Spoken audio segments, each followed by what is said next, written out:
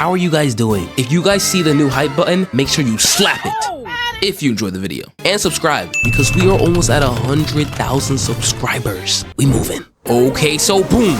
The movie starts off on the dusty roads of Texas, and we meet the Redneck Avengers. But instead of destroying New York City, they just flip off black people and be ripping the hardest. You black spirit sucker piece of shit, nigga! You done ever heard. But also, they some horny little nigglets, because they just picked up this hitchhiker, and bro is already trading spit like Pokemon cards. Disgusting! Y'all dudes are sick and need to be neutered. If it moves, if it breathes, my guy, does it even need to be human? No! Jesus! Y'all really be making me uncomfortable. Y'all must not have a father. Maybe your father didn't spend enough time with you. Alright, so we find out the names of these South Park looking characters. We got Kepper, Pepper, Andy, Morgan, and Aaron. God bless America. Anyways, they're on a road trip, but as they're driving, they almost hit this woman walking in the middle of the road. And this is when I realized that they were gang affiliated with the suburbs, because they get out to investigate this woman moving like she's one of those New York crackheads. Excuse me, ma'am, are you okay? Report all you want, but I'm not gonna let you put your foot on my vagina. This nigga is crazy. They then invite her in the car where her crackhead antics continue. She says they're all gonna die and that they're going the wrong way. Now, whether it's the shrooms talking or not, Shorty's getting kicked out and left behind like a fatherless child. Then we bust in the meanest U-turn. But before they could get to that point, the shrooms make it to her brain and she jumps up the steering wheel. Man, you stupid. She keeps saying that she won't go back and starts to hear voices in her head.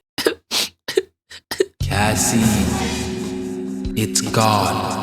I got Henny and 6 pounds of crack up here. On God?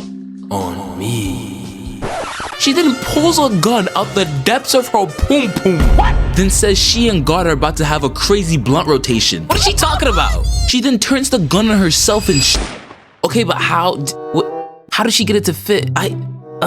Do I even want to know? You don't want to know. Yeah, I'm starting to think I don't want to know. So after seeing that, everyone starts to freak out.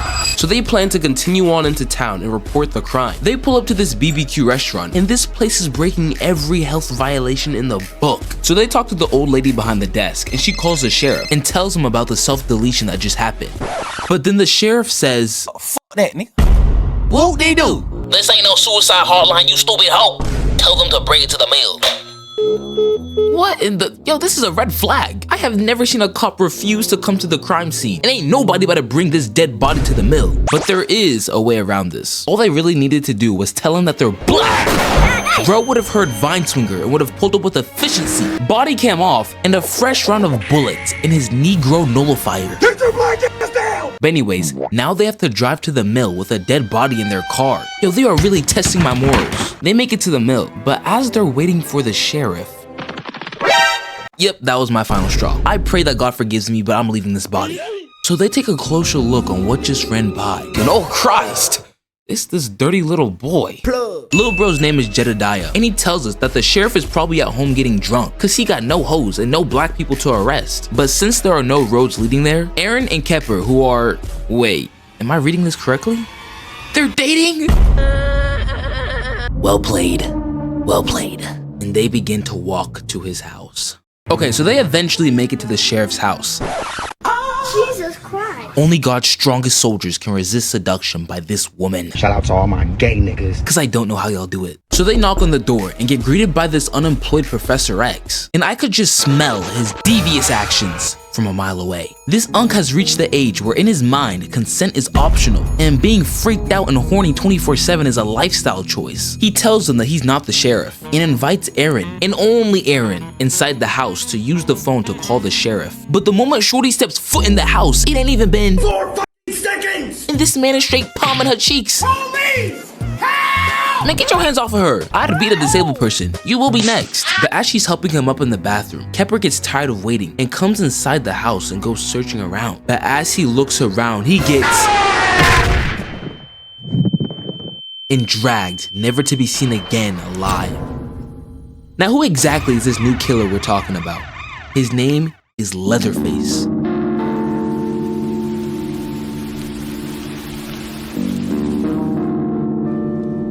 And we see that after knocking out Kemper, he took off his face and sewed it into a mask. Oh God.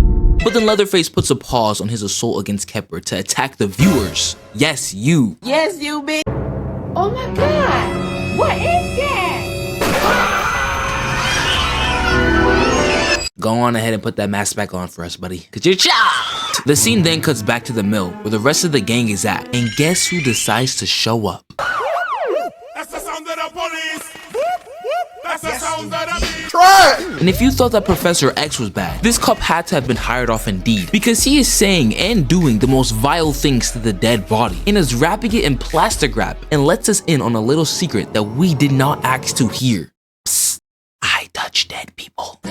Oh my god, please fire him! Whose mess is this? And I can't even say half the stuff that this man said and did on YouTube. But they eventually dumped the body in the police car, and as he leaves, Aaron pulls up looking for Kemper. But since he's not here, her and Andy plan to sneak back into the house to look for him. So we cut to this secret stealth mission as Andy sneaks in the house while Aaron distracts the old man.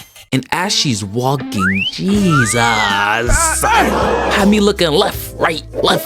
I done got 2 knots in my neck, but I regret nothing. Anyways, inside the house, we're reminded quickly that Andy is no James Bond because he immediately blows his cover, causing Aaron to run inside the house to make sure he's okay, which also blows her cover. You idiot, are you okay? He won't be. You little ingrates. Who the fuck is this nigga, bro? This old geezer then beats the ground, summoning Leatherface. Aaron thinks quickly and locks the door, while Andy slips and falls to the ground, dropping his weapon. Leatherface eventually breaks through the door, and this is the first time he's seen a baddie in the flesh. Them thick Roblox characters weren't hitting the same. He's geeking. Aaron takes off, and as she passes this man on the ground, begging for help, she looks him in the eyes and says, Damn. and actually leaves him. But just before Aaron dips, she pushes the old geezer off his weapon just in time so he can barely block Leatherface. Andy gets Leatherface off of him and tries to make a run for it, but this big man is moving. Leatherface is chasing this man with such rage. You'd think that Andy is the reason why he looks like Lord Voldemort, but his wand has a switch on it. Bibbidi bobbidi boo.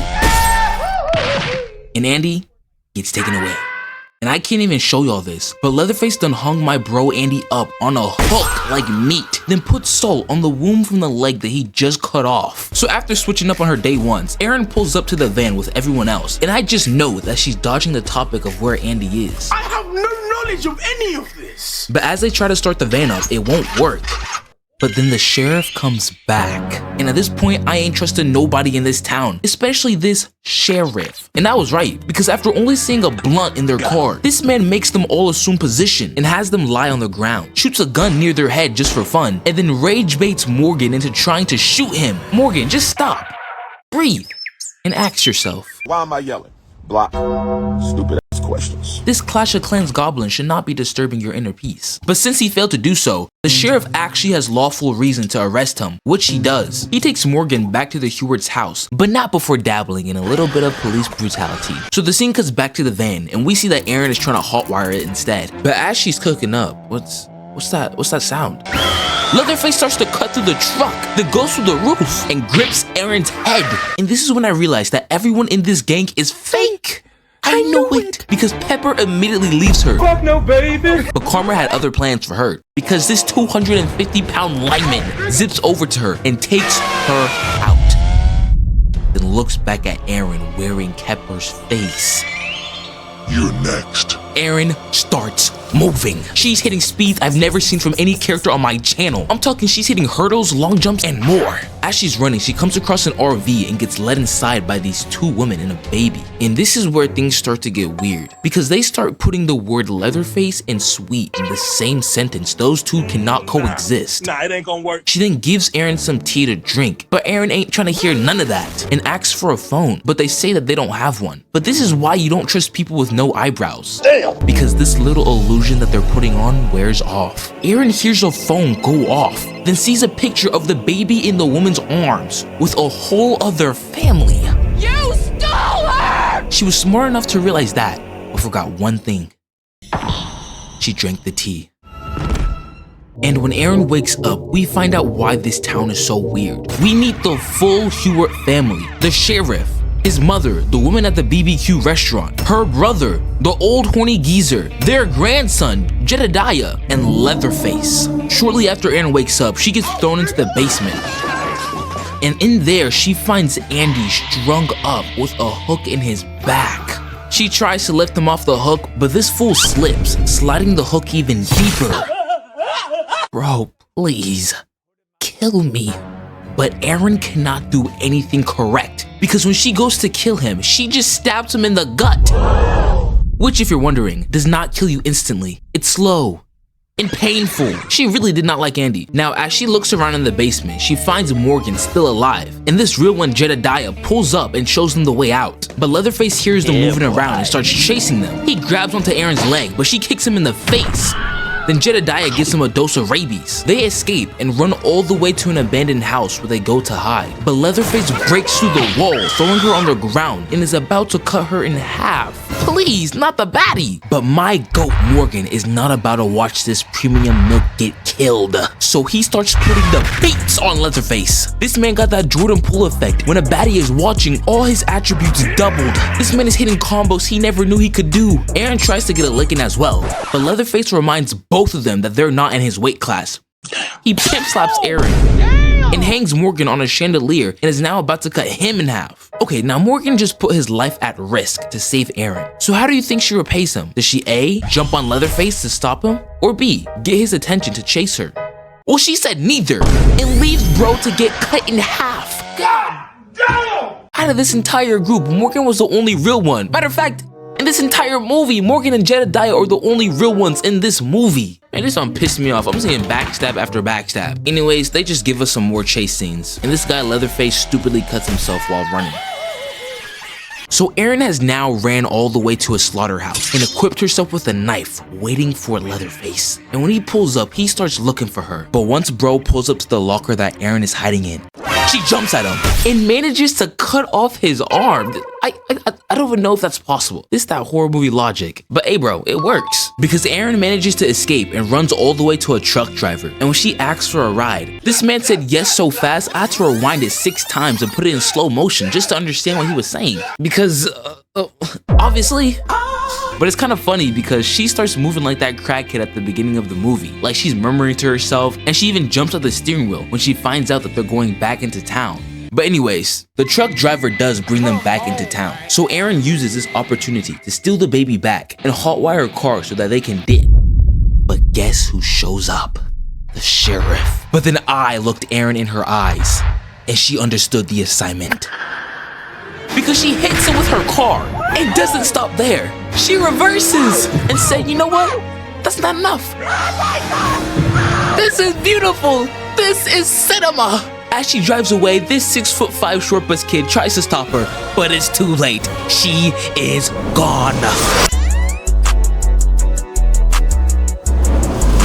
Oh my God, I'm finished. It's 4 in the morning. I need sleep. Good night.